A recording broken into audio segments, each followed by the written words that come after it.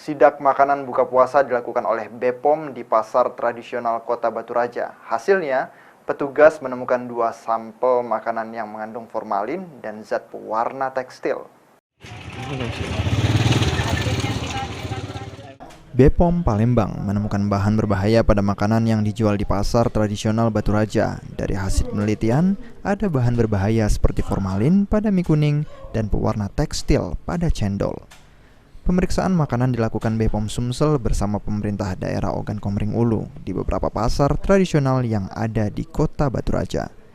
Dari hasil pemeriksaan cepat sementara, petugas menemukan bahan berbahaya seperti formalin pada mie basah dan pewarna tekstil pada bahan minuman cendol. Ketua Tim Investigasi dan Pendidikan BPOM Palembang, Teddy Nirawan mengatakan saat ini pihaknya masih meneliti cepat di mobil milik BPOM.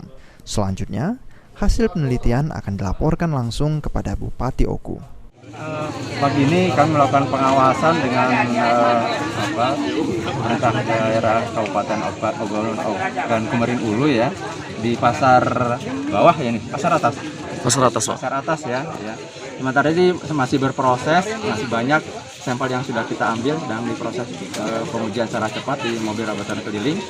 Kami sudah mendapatkan ada 2 sampel yang ternyata positif mengandung bahan dilarang ya. Pertama ada mie basah mengandung formalin dan 1 cendol warna merah pink itu mengandung pewarna tekstil chloranodamin B. Ya.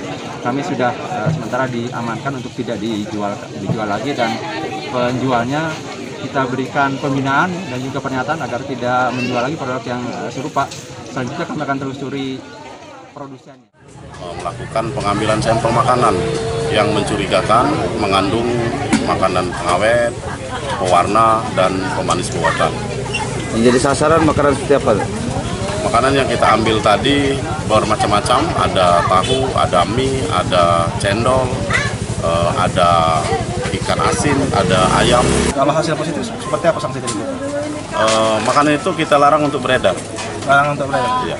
Untuk penjualnya sendiri? Nanti kita koordinasikan dengan pihak kepolisian, apakah cukup pembinaan atau nanti ada sanksi-sanksi yang lain.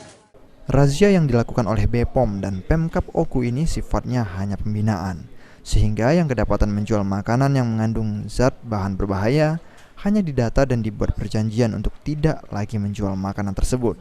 Dan juga, BPOM dan Pemkab Oku akan menyerahkan temuan tersebut kepada pihak kepolisian. Ari Pranika, PAL TV.